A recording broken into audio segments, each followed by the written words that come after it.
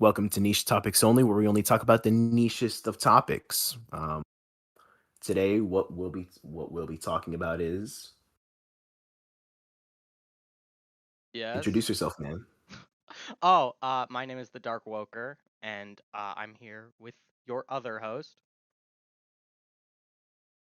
The art economist. And today, what did you have in mind?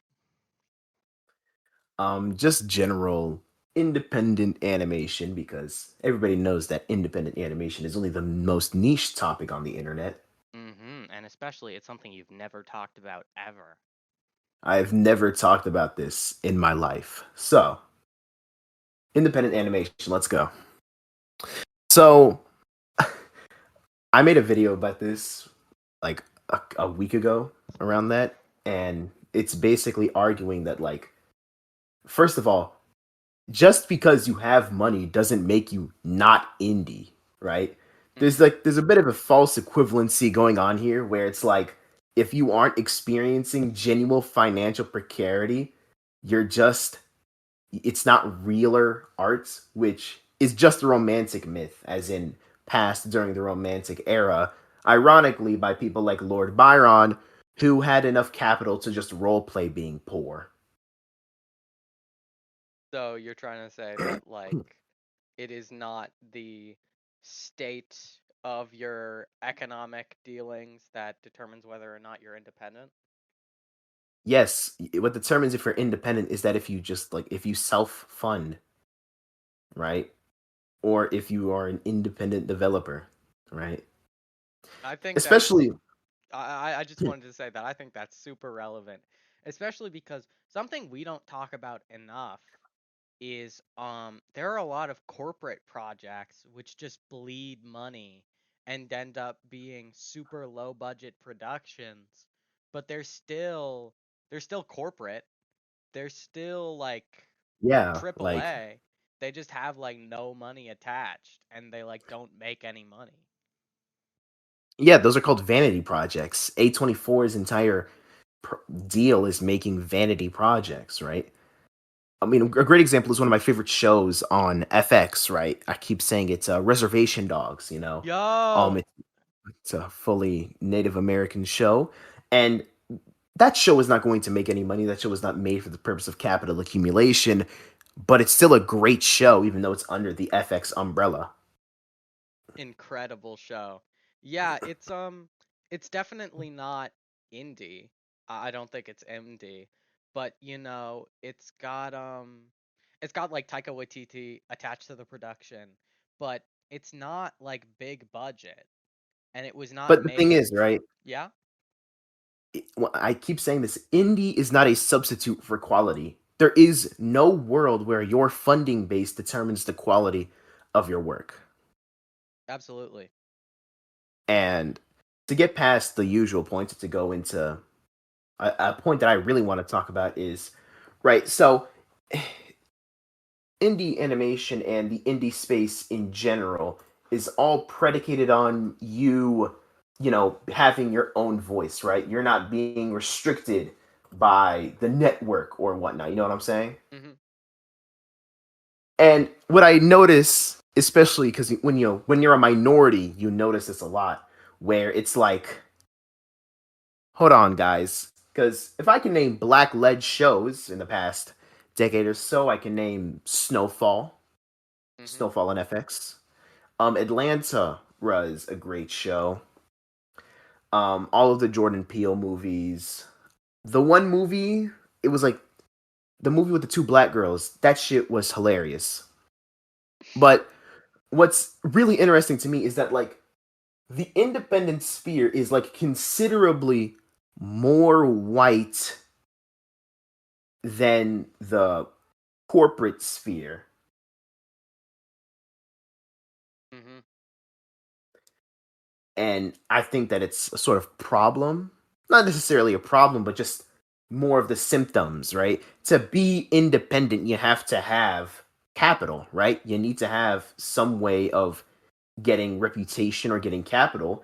And because of the history of the animation industry and the capital requirements, those who are most likely to be independent are white people.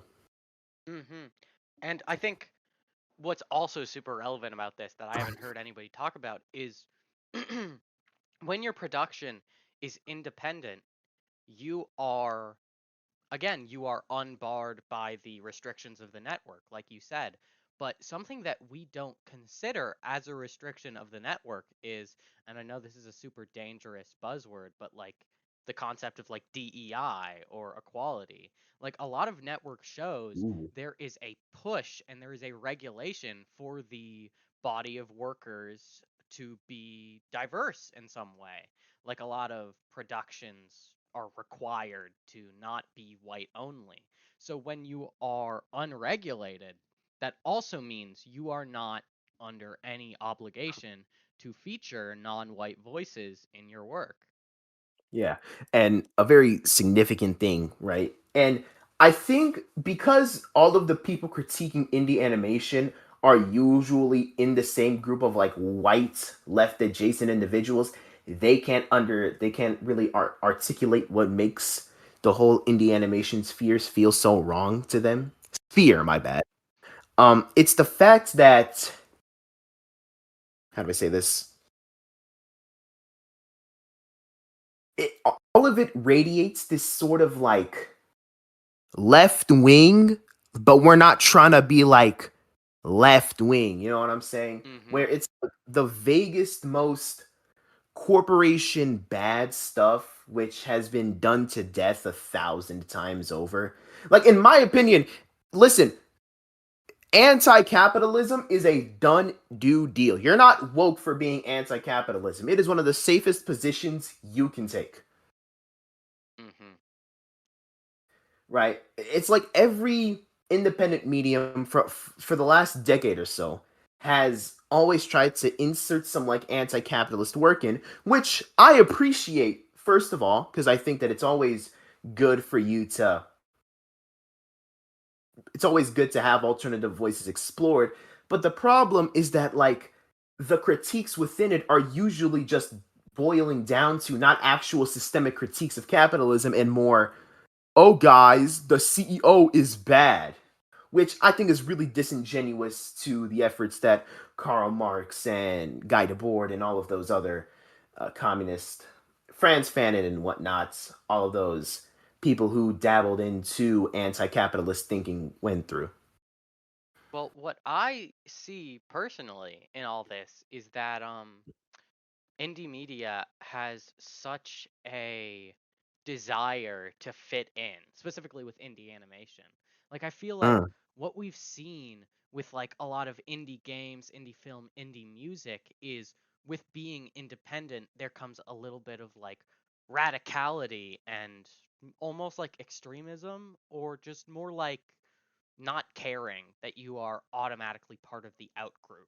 Like a lot of indie animation is sort of like trying to imitate and assimilate with broadcast productions. It's trying to like integrate Yeah, itself into those spheres that's the thing.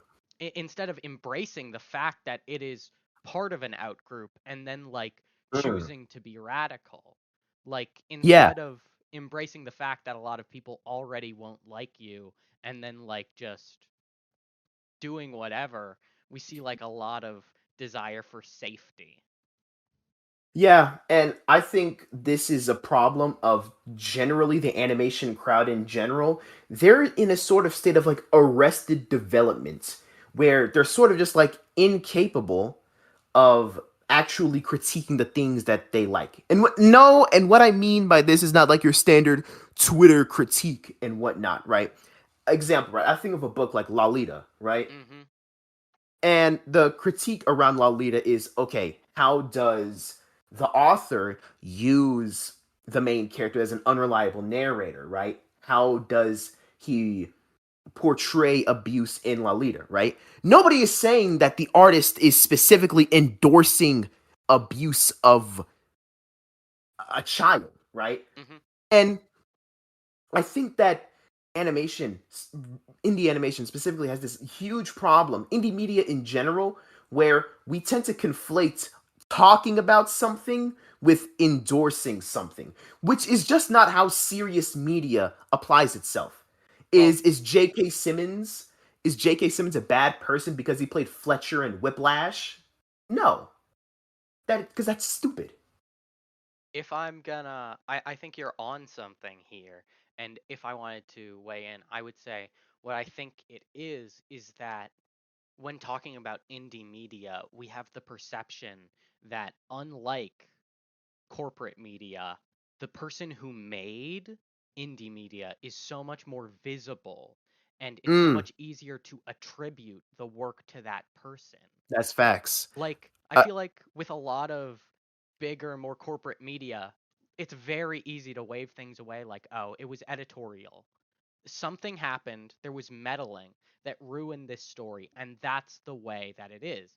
And we shouldn't blame the creator because they didn't have like ultimate say in how this was going to turn out. But when we think about indie animation, indie media, we think you made this. This was your specific vision, the way you wanted to make it. Yeah. And I noticed this a lot, right? Where people automatically think that, oh, just because a corporation is there means that the work is inherently less good. First of all, that's just not true. And second of all, right, and the more important point I was trying to make here, where there is no distance between the audience and the creator anymore, right? A funny tweet I saw where it's like indie animation fans act like they're shareholders. You know what I'm saying? They act like Yes, that they have a personal share in what they say gets made or does not get made, which is just very, very parasocial, right? it's insane.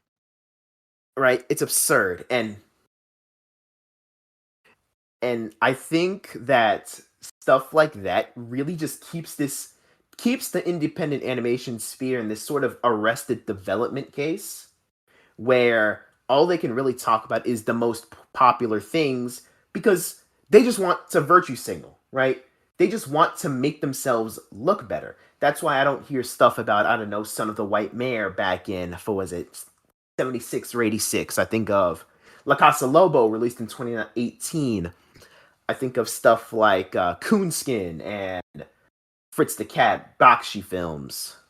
Bakshi wasn't a great guy, but his films were great. And it's just like indie animation, independent animation. It's such a storied tradition that many indie animation fans don't know. And to that point, I would consider independent animation and indie animation to be part of different movements, despite the fact that they are essentially the same thing. Hmm. I think what it is that like indie animation is indie animation in quotes as you laid out is different from independent animation because it's a fandom. It's not a community, it's not an industry, it is a fandom. That's what it Mm-hmm. is. If you are a fan of indie animation, you don't actually like any of these shows. You just like Ooh. the idea of participating in this fandom. Like what Mm. what has disturbed me the most about this fandom space is that like everybody that I have seen and I have talked to who I consider like an indie animation fan, they like all of the shows, like pretty much an equal amount. Sure, they may have a favorite, but they like all of the shows, which like Mhm. I watched The Amazing Digital Circus. I liked it. I thought it was pretty good, but I don't like the others, and I don't really want to watch the others. You know, the pilot for Game Overs came out. I have no desire to watch it, but all of the people I heard talking about The Amazing Digital Circus are now talking about that because they didn't actually like The Amazing Digital Circus. It was just what was occupying space. And now A that great something example, right? yeah, Sorry, continue. Continue.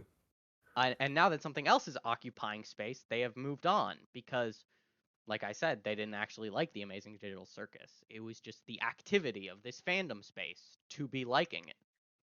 Yeah, a great example, right? And it's always a thing because I like sports, right? And it's like Hmm. indie animation fans are the progressive version of college football fans. It is just absurdly tribal. right? Like an Auburn fan hates Alabama because that's just what they're supposed to do, right? And another thing, right, I see where it's like you're not allowed to like something, or like these people are convinced that they're just not allowed to like something. And because of this, they have to contrive a bunch of nitpicky critiques, or worse, moral virtue signaling to justify why they don't like the show. Which is like, dude, if you think that the show is corny, if you don't like the show, that is a completely fine and valid opinion to have, right? And another problem is that like these motherfuckers are 14, man. These motherfuckers are not grown adults. And we have to consider that this whole sphere is like teenage to early adults, maybe a couple of late 20s at most, Yep. right? Or maybe even early 30s, right? Still very young people. And once you realize that a majority of this whole indie animation stuff is people's who don't have their brain fully developed yet, it all makes sense, right? Yeah. But to change topics, I guess I want to talk about media diets, right? Mhm. And specifically about like the idea of having a diverse media diet, right?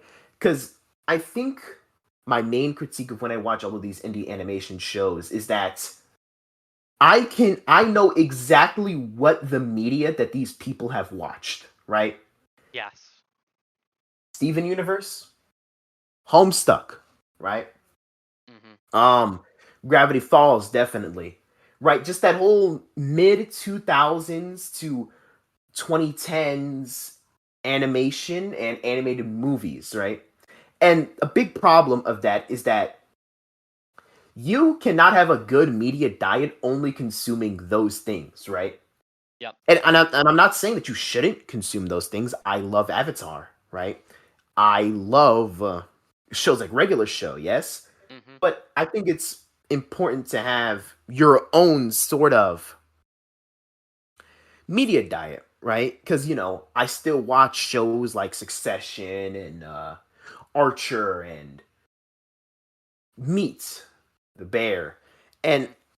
those shows are important because, once again, it's just the media diet. You need to have stuff. You need to nibble around, right? Especially reading, yes? Mhm. Right? To keep the attention span and to keep the interpretation flowing, you need to read more. I watch Prestige TV. I watch indie animation. I do a lot of things, right? Because I want to be diverse in what I do, right? I can talk about Madden. I can talk about Final Fantasy. You know what I'm saying? Yeah. And I think that is something that we have lost as the internet gets more like hyper specialized. Well, if I am to offer my analysis and frankly to psychoanalyze a little bit, I think that this loss in the concept of a media diet is directly correlated to the concept of comfort media is Mm. something we're seeing the rise in. Because you describe, yes, like Steven Universe, Avatar, Gravity Falls, especially, we see the concept of people having their comfort media, things that they will return to because they make them comfortable, they make them feel good. We see this in these sort of decently old things that I'm sure a lot of us were there for when they were coming out, but we were pretty young. They give us this sense of nostalgia, they give us comfort, and now that those qualities are something that we encourage people to only interact with, to never engage with something that disturbs or challenges you ever, we see this like truthfully truthfully, it is a social conservatism in this media sphere. Paganism, what I might even say, right? hmm Where everybody just like only consumes things that they've already seen or things that have been like, certified by the zeitgeist at large.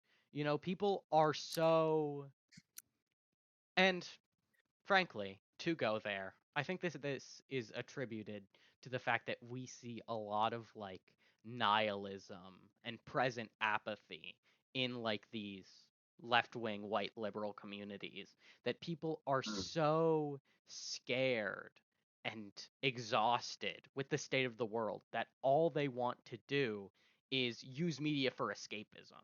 They only want to use media to feel comfort. They are just like overwhelmed by the way they perceive the world, that Mm. they are unwilling to be challenged.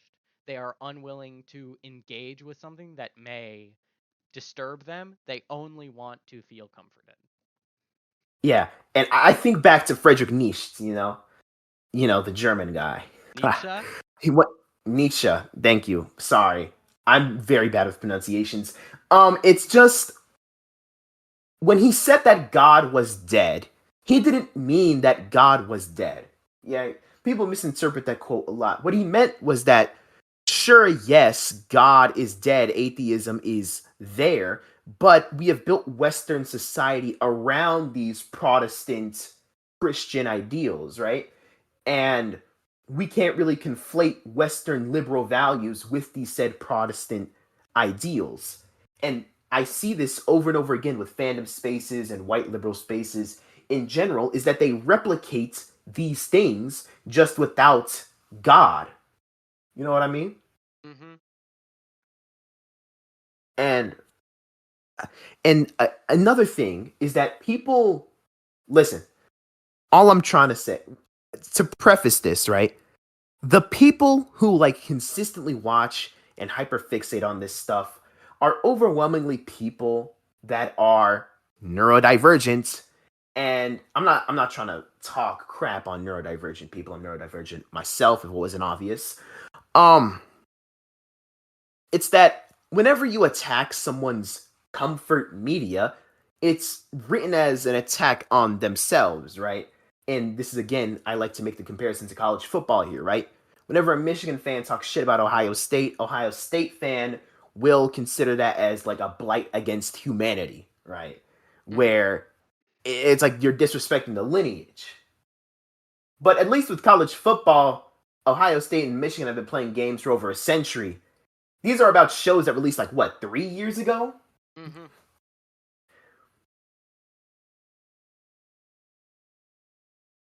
And once again, yes, specifically like these fandoms, right? We saw because listen, the things that we're seeing with the Amazing Digital Circus is not new, right? I've been around the block too many times. Voltron Legendary Defender. Anybody remember that? I do. I was there. Uh-huh. Yeah, Clance. Woo! Listen, the problem is that whenever you attack someone's comfort media, they interpret it as you attacking them. And I guess that's all that I really wanted to say about this situation.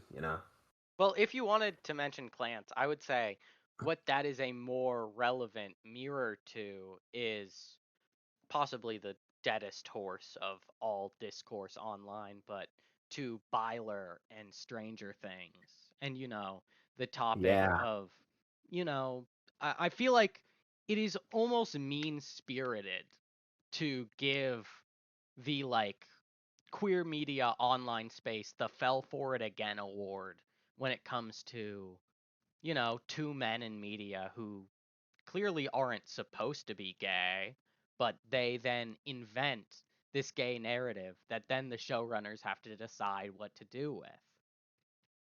Yeah.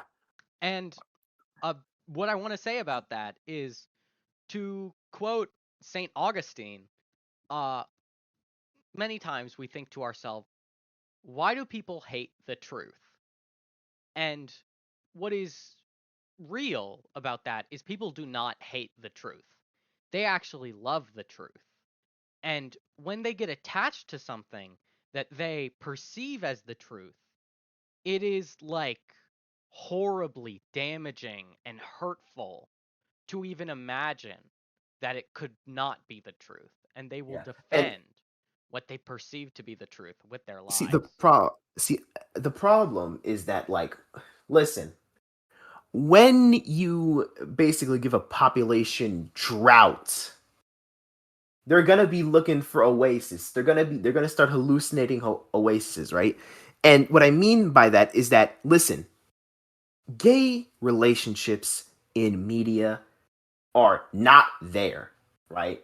Not there. And especially with a show as large as Stranger Things, and especially with the dynamic that these two have, right?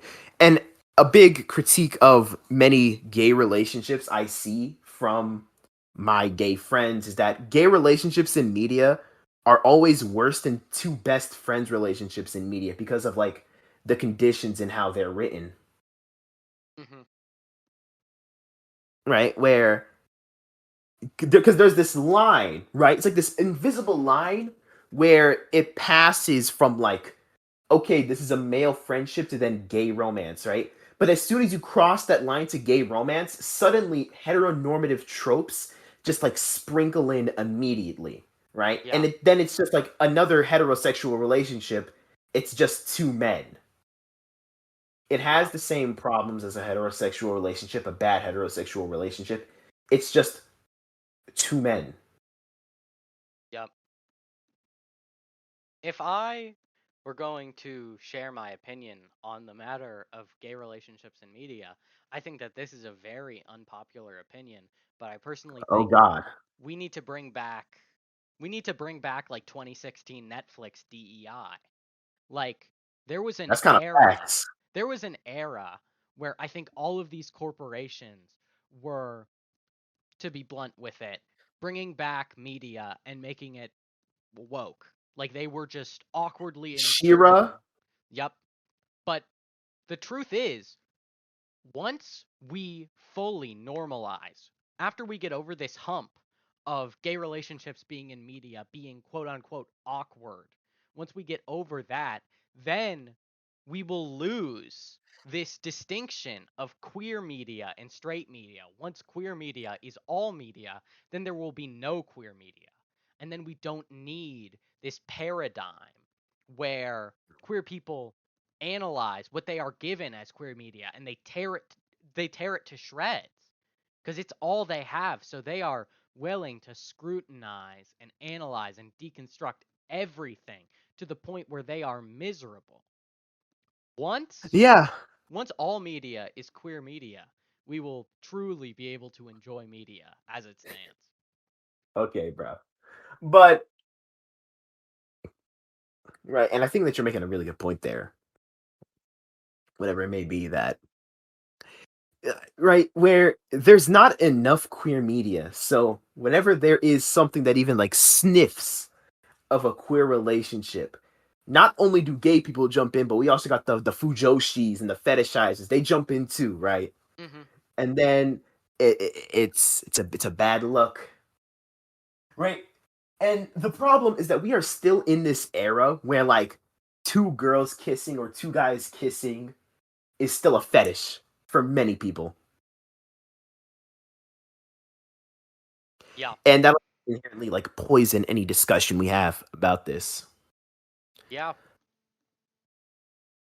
Right. And here's the thing, right? I see a lot of this stuff, right? Where it's like, why does Gooseworks get criticized so much for shit? Meanwhile, Zach Hadell N-word compilation on YouTube, one of the most celebrated independent shows ever, right? Yeah. And right, and I see this with like James Charles too. You do realize like James Charles is still on YouTube, right? He still gets like millions of views, Yeah. right? And what I realize is that if somebody is actually a piece of garbage and just like ignores you, you can't get canceled, Yeah. right? Where it's like, sorry, where it's like Dr. Disrespect, yeah, and James Charles, they did objectively bad things. Like there was proof that they did horrible things,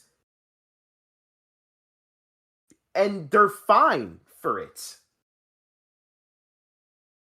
Zach Cadell, right, and Hmm. Aaron Hansen and whatnot. These guys have done horrible. These guys have said things that would have gotten any of the other white people lambasted. And I think what it is the audience that you cultivate, right? where, uh-oh, if a lot of people see you as like comfort media, you're in a straitjacket. You're in a straitjacket. Because now you can't do anything without you personally getting harassed by a bunch of just uber chronically online fans. Yeah.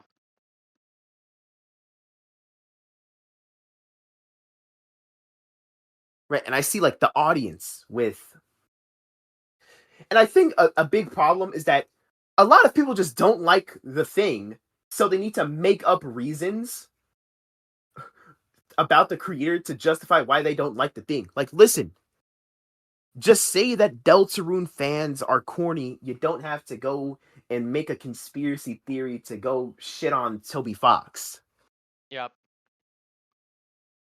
I Eh, think that that is one of like the most profound changes we've seen to the internet landscape is we have seen yeah, the rise of this moral equivalency and frankly just moralism everywhere, where now in order to dislike something it must offend your moral values in some way, because like we cannot perceive just not liking something, especially if that thing is this way or another way. We have this concept that we must support all media implicitly, even more so if it's like queer media, independent media, media created by creators of color. We perceive that it is our duty to support its creation.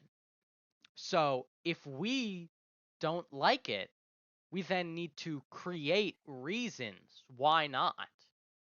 And yeah, also, part of this, I think, is in the modern era, we want everyone to feel the way that we do.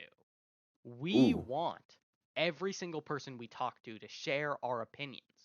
And yeah, it can be hard to convince someone with a different opinion than you to see your side, but it is very, very easy to try and pull cards that give you leverage in the situation. Like in a hypothetical situation where you liked Has Been Hotel and I didn't, I could sit here for 18,000 hours trying to tell you why the humor is lowbrow, trying to tell you why like it's flat, why the pacing is bad. But the thing is, you already like it. You already know we watched the same show. But I could also sit here and I could go in like 5 minutes. I could go like Vivzy Pop is she's a horrible person. She's the second coming of Hitler. I could say that, and then all of a sudden, assuming that we both participated in this form of engagement, you would I'm the then, bad yeah, person. you would then have to listen and, I'm part of the Third Reich now. mm-hmm, because now I have implicated that your liking of it is not a differing in our opinions, but a direct moral failing, and I can use that to manipulate your standing. Yeah, because what I think is that what happened to stuff being corny, right?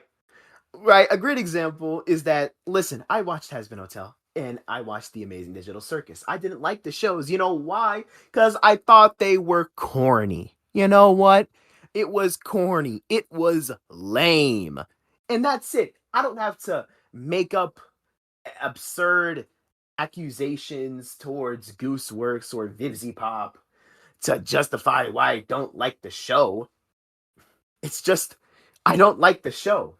Yeah. Speaking of, did you know that the National Labor Relations Board is on a case with Vivzy Pop and Spindlehorse? No, I did not know that. Yeah, no, it's an actual like case in labor law. They Jesus got real Christ. attorneys. Yeah. But anyway, you guys, listen, guys, you don't have to make moral justifications to not like shit. Especially because, listen, I still see some people bumping Aerosmith because the music's good. We all know what the singer did, right? Yep. But we still bump Aerosmith because that shit slaps. Like, fuck.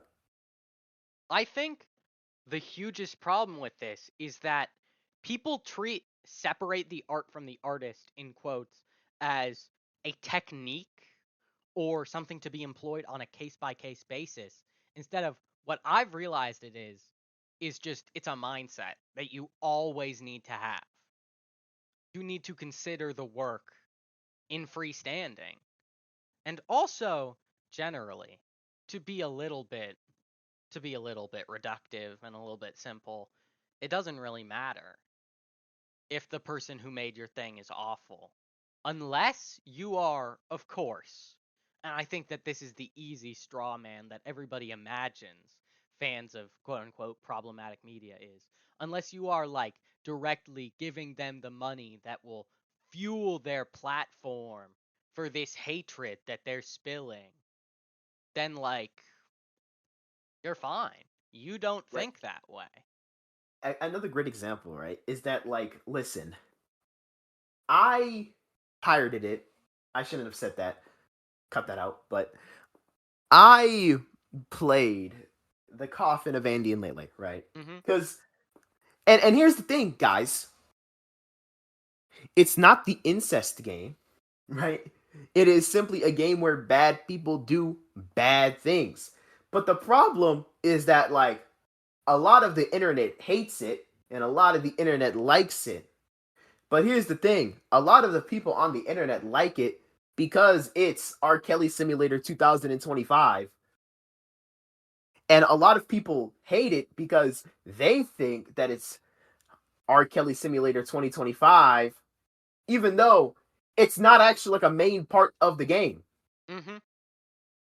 And I think about this frankly a lot. And I know saying that makes me sound insane, but truthfully, I think that the Coffin of Andy and Lele is like an incredibly important case study into like internet moralism. And I think what's so interesting is to examine how people treated the Coffee of Andy and Lele, how people still treat it, and how people treat games like Fear and Hunger, where Yeah, both games use frankly disgusting shock elements to tell a story, but one of these is practically a cornerstone of internet queer media. I have heard so many people talk at length about how much they love Fear and Hunger. That is a disgusting game. it I is a played listen. Listen, you play Fear and Hunger for 30 seconds. Jesus Christ, get the shit out from me. Like, God, Lee. I think it might be worse if we are going to assign quote unquote worse as a value to both of these games. I think it's worse than the Coffee of Andy and Lele. Because, from what I've heard, Coffee and Andy and Lele, it's like it's decision based. You must slow burn your way into making bad decisions for bad stuff to happen. Sure, it's got like strange undertones, but you play Fear and Hunger, the first enemy you encounter is a monster with a giant penis who can sexually assault you. That's disgusting. Like, That's horrid. See, yeah. here's the thing, right? I think the thing that separates it is, listen, Coffin of Andy and Lele fans are like weird. Duh. Mhm. And, and that's the real thing that separates them, right? Because unfortunately, right, the game The Coffin of Andy and Lele got sort of like colonized by like r/anime memes Yep. users, right? And it just completely obliterated any discussion of the game ever on its own merits.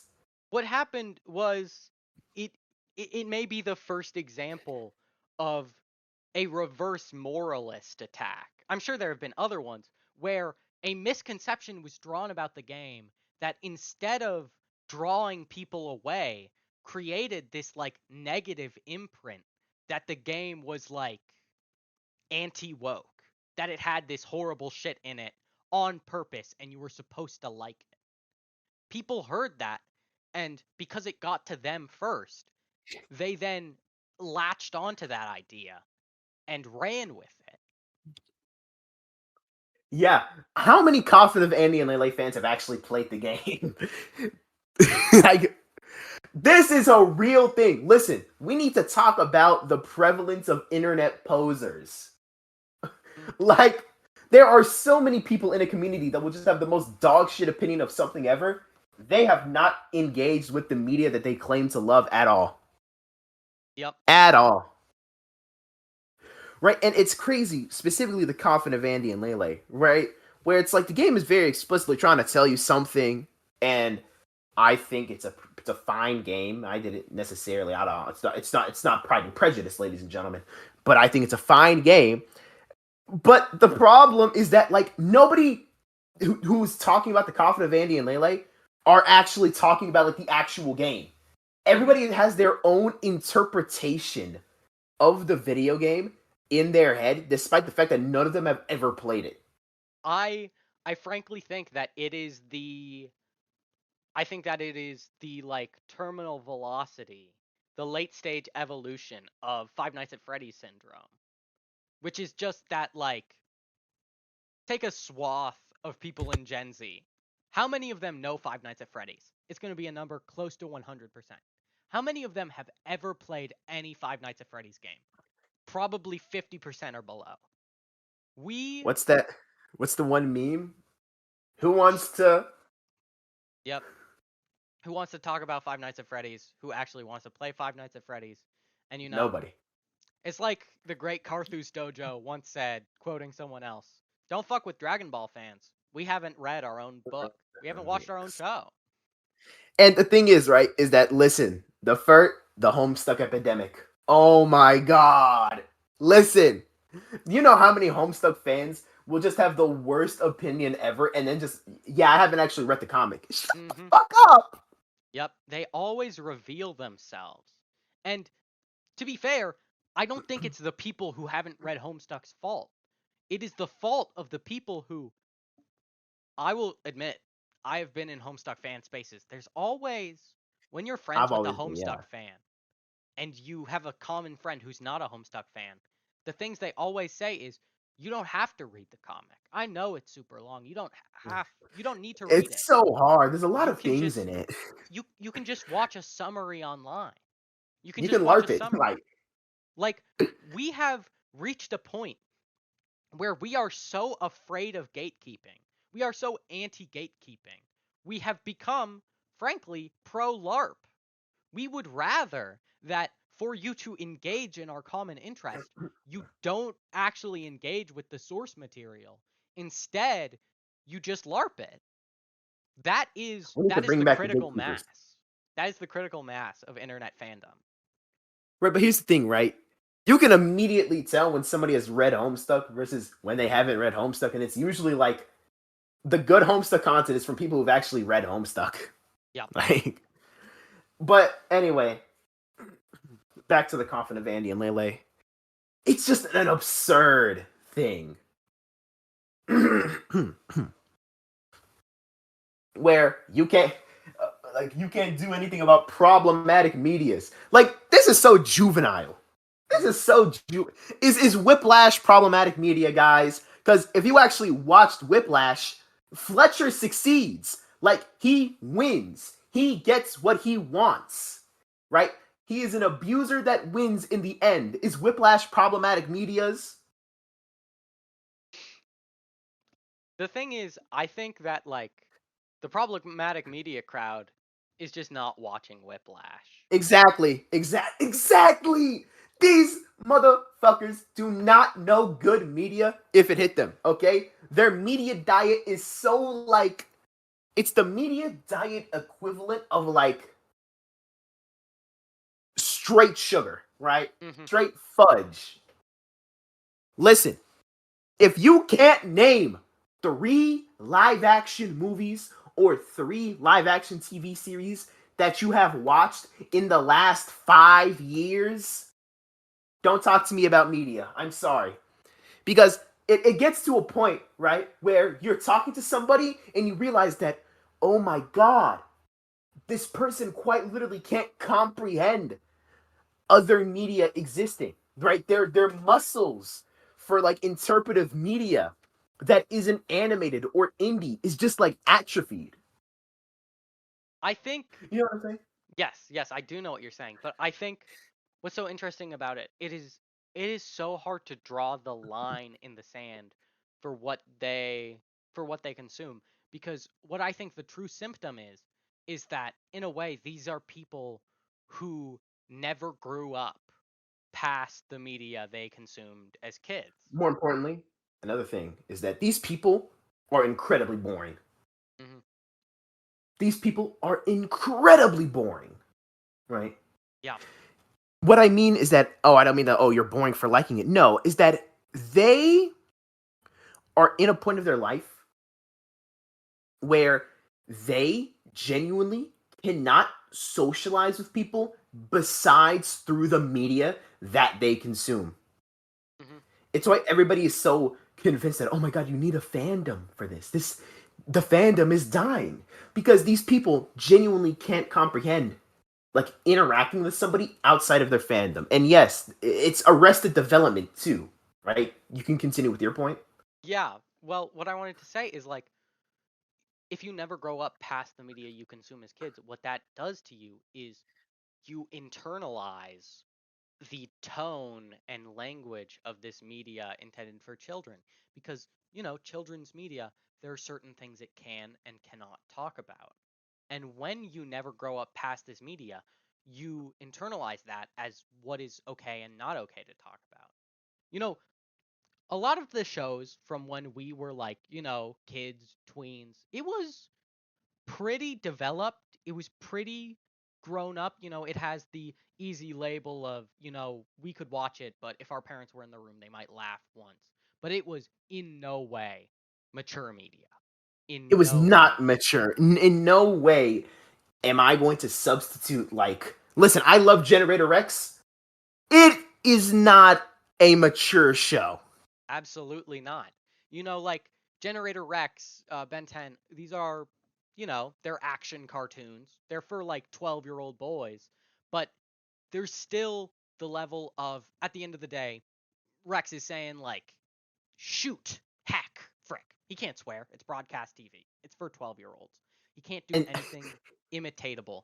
He can't really teach any real lessons or provide any real ponderations on the nature of the human experience, because there's only so much you can do on kids' TV. and a great example is like Bluey, right? Listen, right? Bluey got all of these rewards and whatnot for just showing shit that live action shows have always done. Like, listen, I understand you do like in Bluey, they show like a miscarriage, right? Hmm. That's a very real, visceral experience that people go through, and it's something that you do not see in animation. Hmm. It is something that you do not see in animation, right? But just because like it has the potential to like do these types of things, that doesn't necessarily make it a mature show, Hmm. right? And listen, listen, I'm I watched Bluey with my little sibling, and she liked it and I liked it, but it's not Succession, guys. Yep. Bluey is not Succession. Well, the thing is, frankly, to these people who have insularized and who have internalized the broadcast restrictions of television as a moral code of ethics, it is mature. If we Yeah, compare it, exactly. to these other shows, then by definition, Bluey is mature. Like, look at the other shows that they are watching. Like the topics of like a miscarriage and stuff. That is mature because they are so nubile. They are so newborn to the world of media maturity that when Bluey, which personally, my pendulum has swung. I'm Team Bluey now. I think Bluey in a vacuum is a great idea. Bringing like real life lessons to animated kids TV shows, making an animated kids TV show that is like actually bearable to watch with your kid. Like that is a great That's real. idea. But it has Yeah. been co-opted. It has been completely co-opted by this space of people who are We'll never obsessed. have a child. Yes, who are obsessed with this genre of comfort media. And Bluey is by design, it's comfort media. It's made to be comforting for children who, and I hate to be reductive. I hate to be extreme, but like Be reductive. there's a little Say it. bit of like the fact that these people are media children. They have never moved Ooh, on yeah. past children's media. Children's media. It is this extends to something else, which is K-pop Demon Hunters. I think that might sound a little bit Mm, crazy, but if you know what I'm talking about, you know. I I know. watched K-pop Demon Hunters, and it was, frankly, it was a good movie. I liked it. However, it was a kids movie. I heard people talking online about like, oh, the themes, oh, the story, oh, the lore, oh, the themes. It is a kids movie, frankly. Is it a good kids movie? Yes. Is it good that the stuff that it covers is in a kids movie? Yes. But it is a kids movie. Right. Okay. Look, my framework is that like three things can be true at once. Okay. Mhm. Children's media has the capability to talk about serious topics. Right. Mhm.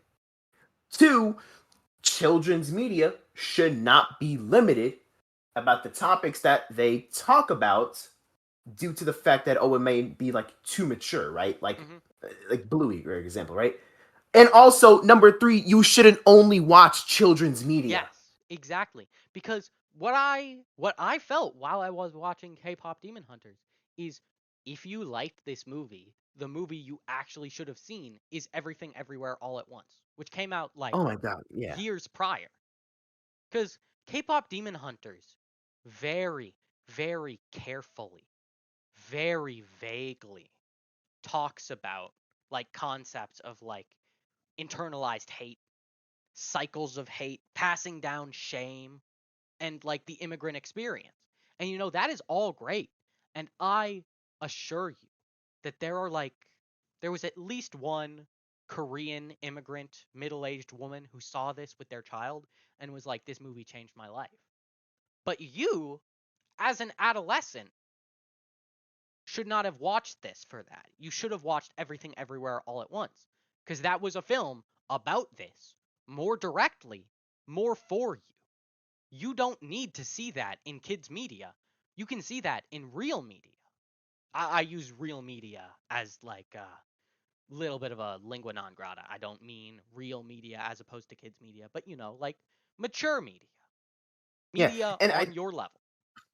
yeah, and a great example is like a lot of people will love seeing like, oh, trauma, right? And like being a child soldier and like things like I don't know, Ruby or like I don't know if it's in like Ruby, but It's like not in I don't know, Ruby, I don't Avatar. think. Yeah, my apologies.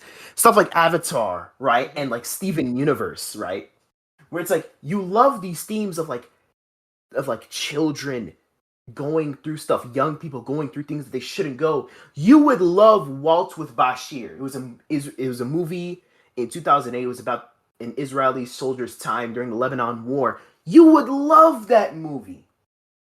But these people just for some reason they don't want to take that next step, right? Hmm. Because Steven Universe and Avatar is their comfort media.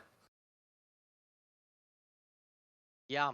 And it just creates like a suffocating space where, and I think that this is what we see in like discourse about indie media, is people only want to see the things they want to see in indie animation or in like this very specific genre of media. They don't Yeah. want to explore outside their bubble for media that talks about this stuff and go watch that. They want it repackaged for them. Like I was talking to my sibling and they said something very interesting, which is So the problem with the Amazing Digital Circus discourse is nobody has a real reason to dislike the show. All they want is for the show to be different so that they will like it more. All anybody wants is to be watching a different show. Like a lot of people have mm, said, the Amazing Digital Circus, it should be more serious. It should be like more, it should be darker. It should like go harder on those themes, or people should be like, it shouldn't be about this at all. I saw one person saying the Amazing Digital Circus should be a romantic comedy, and it's like, what you guys need to realize, watch a romantic comedy. Fuck. literally, the media that you want exists. You need to free yourself of these shackles that truly bind you to this Must very only. limited scope of media It's that like is. you know the sorry. No, yeah, you go. Continue. Okay. You know that one scene in like Family Guy where it's like, I love Breaking Bad, Yep. right? And it's like, I only watch indie media because indie media is free from corporate influence. Yep. I can only watch indie media because it's free from corporate influence. I can only watch animation because animation is cinema. And it's like you repeat it over and over and over again. And it's just gonna atrophy yourself. Yeah. Because here's the thing, right? I saw this tweet, and this tweet is so emblematic. And it's like, we want indie animation to be more mature. And it's like, you guys can't even handle Bakugo from My Hero Academia talking Yeah. about mature animation. That's a great example, right? Listen, Bakugo is like tier 2 bad person when it comes to media, Mm-hmm. right? Bakugo is like a bully. He's like a really harsh bully, but yes, like he's still a bully. That's like level 2 bad person. I know And people worse than Bakugo in real life. I know people worse than Jax in real life, Yep. right? And it's like these, like, and it's I know multiple people worse than Jax in real life because Jax isn't even that bad of a guy. He's like a dick. Mm-hmm. He's antagonistic. Like, damn. Do you guys like live in the real world?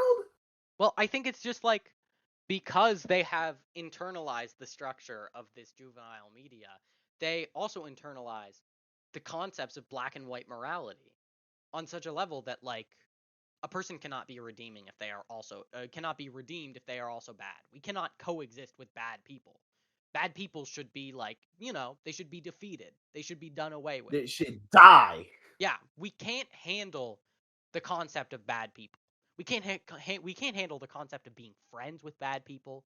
We can't imagine the concept of cohabitating with bad people, which is another thing cuz it is just like it is such a spiritual weakness that there is this concept because someday you're going to have to be at work and your coworker is probably going to say like some weird racist shit and you're going to have to keep working.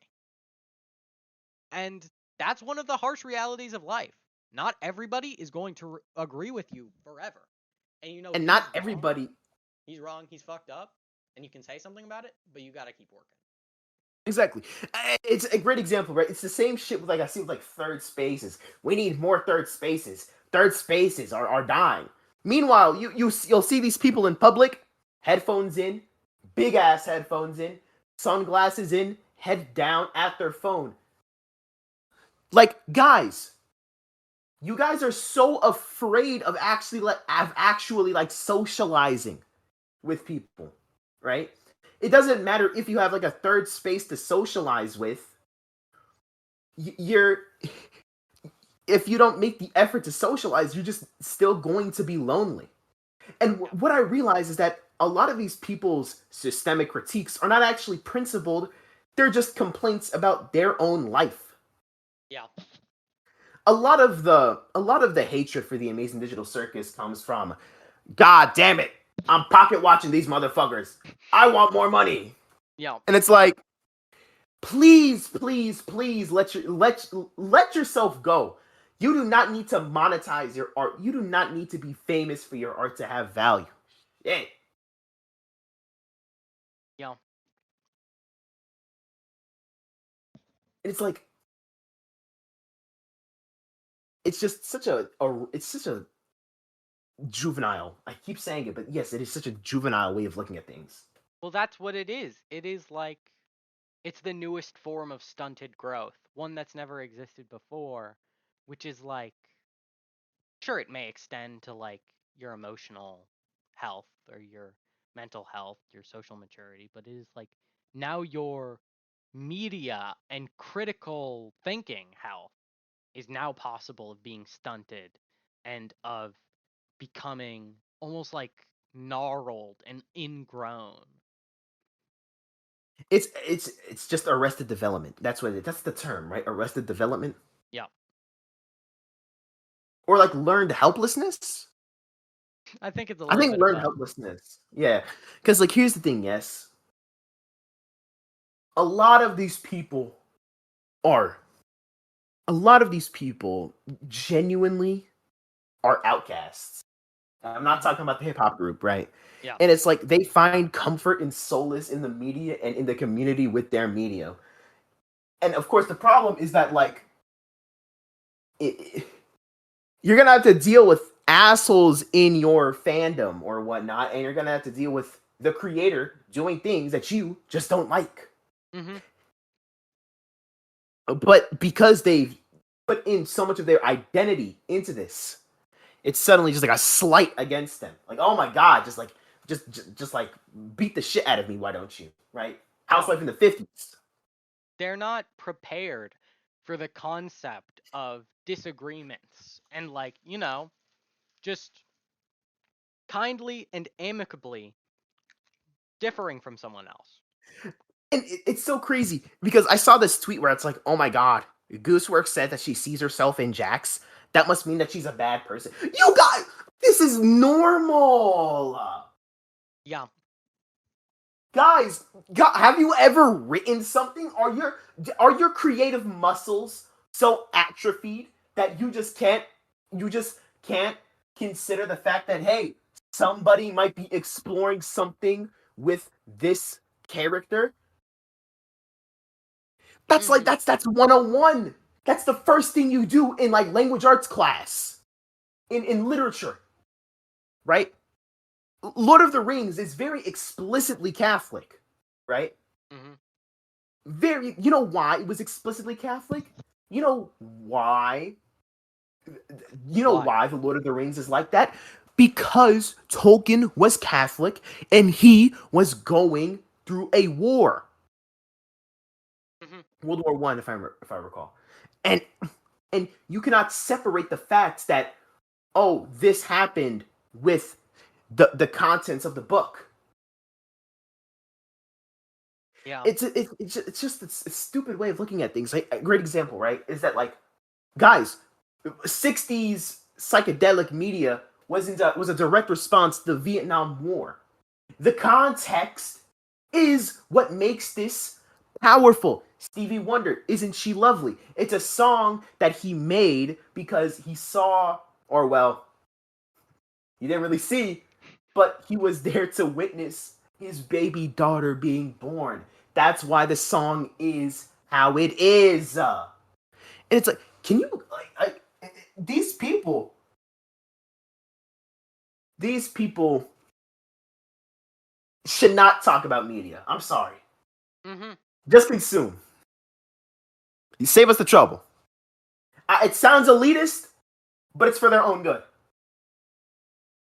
Well, I think it's just that, like, for a while there was such an anti-gatekeeper sentiment. We reached a Let point. people enjoy things. Yeah, we reached the terminal mass. We reached critical mass on let people enjoy things. Now that we let people enjoy things, now that we let people enjoy everything, all of the discourse is dead. We need, frankly, to return a little bit. We need to pivot back. We need to backstep. We gotta Yeah, we gotta move back a little, guys. we have to at least a little bit hold people to standards based on the way that they are engaging with the With content their presented. media. Yeah. It's so funny because these are the same motherfuckers that will talk about where did critical thinking go. Look at you! Shit! Yep. Listen, media literacy is now a buzzword, okay? I don't care if you're even correct in using it. I'm still gonna treat it as a buzzword. Yeah. But there Because is that's what it really is. there is really something to be said about media literacy, even if it has been, like, conflated and inflated as a buzzword so much.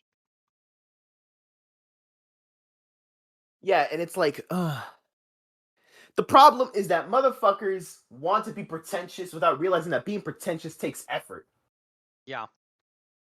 right? You know how much effort it has to be to actually be pretentious? It takes a You guys lot. are some. Yeah, exactly. You guys want to be fake pretentious. You guys want to be pretentious without putting in the effort to be pretentious. Yep. People always want to be a media critic, an analyzer who wants to critique and analyze different media. Hands down. Well, Because here's the thing, yes, everybody's a content creator on Twitter. Everybody's a content creator now. yeah. Every time somebody makes an opinion on something, it is because they have self-selected themselves to think that their voice is so important that they will just spew whatever bullshit they are talking about. Yeah. Because that's what it is, guys. You just want clout. And hey, I'm a clout chaser. I also like clout. Okay? Clout is what allowed me to get money from YouTube. I love clout. I'm not going, but like, you guys can't say that you guys are so sophisticated and whatnot. Meanwhile, you putting out these like third level critiques. Just say you want the clout. I want the clout. You know what I mean? Yeah. What we need is And, like we need more genuine interaction with things. Like what you're saying is it's not wrong to do things for the clout. You just need self-awareness. We are at a level where now everybody is doing these things with no level of self-awareness whatsoever. but they will be incredibly ironic liking things, but incredibly sincere disliking things. And it's like, oh my god. Yeah.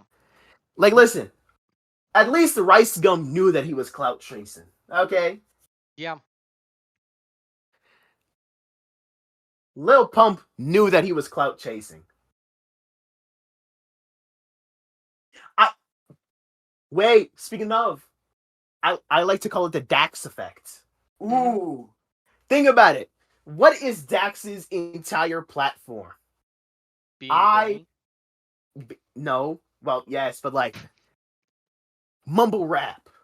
Rumble rap needs to go. Yep. I'm an American. He's Canadian, by the way. Dax is Yeah. Canadian. But yeah. Mumble rap needs to go. It's the same shit, right? These guys are just Daxers. You guys talk about being profane and whatnot. You guys just want the clout. Yeah. We've reached the point where like A great the example, right? I saw yeah. this. Oh, sorry. No, no, no. Where I You saw continue. this post on Twitter when it's like video essayists always show their face now, and that's a paradigm shift, Loki. When you think about it, why do video essayers always show their face?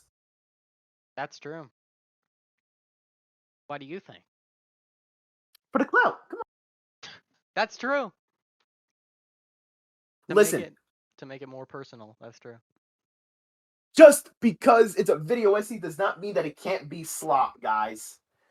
Listen, imagine this, right? It's a thumbnail, right? I can make you visualize a thumbnail right now. Person in the middle holding a microphone, right? Yellow, fucking white line across the middle, white line across the top and bottom, right? Four different things, and then then the title is gonna be some shit like the constant x of x. Boom. And it's got to have thing in quotes and then some text around the thumbnail. Yep. It's like that's it. Like people want to be profound with the effort of being dumb. Yeah. Like people think that they're Diogenes. You ain't Diogenes. You finish the sentence. I need. I don't know how to finish your sentence. I don't know what they are instead of Diogenes. But I think it's true. I think that we need to bring back being insufferable. We need to bring back Yeah. being pretentious because everything is so sanded down now that there is a new genre of being pretentious. It's the same people who are making all those videos like, why isn't Minecraft fun anymore? We've invented God, don't get me started on those we've motherfuckers. invented a new genre of behavior where you talk about very simple topics and you talk about it in a very simple way with little to no analysis. However, you hold yourself with an ego, like as if you are intelligent. Exactly. Like, it's anti-intellectual intellectualism, Yeah. right? I love being intellectual, but I would never do anything to actually learn. Why does X not feel like X anymore? Like, listen, if you're talking about culture and the only I saw this like Solar Sands video, right? And it's like, oh my god, culture is eating itself. Yep. He named Marvel movies the Minecraft movie. Shut the fuck up, man. Okay? Shut the fuck up. You don't know shit. Just say that I don't know anything beyond what I see on Twitter, and therefore culture is dead. I want to strangle that guy. No, I don't. No, I don't. You want to be very nice to Solar Sands. You want to hug him. I want to write a strongly worded letter to Solar Sands about why his critique sucks. Yeah. I it's it's true. I We gotta think bring back people specifically. Sorry, it's just critics. Okay, we yeah. need to gatekeep the term critic. I don't call myself a critic because I understand that critic is a job, it is a role, and it requires education. You just can't call yourself a critic. Mhm. But anyway, yeah, go to your point. Well, I was going to say like deviation from the mainstream is like it's become so difficult for people because with the cultivation Hmm.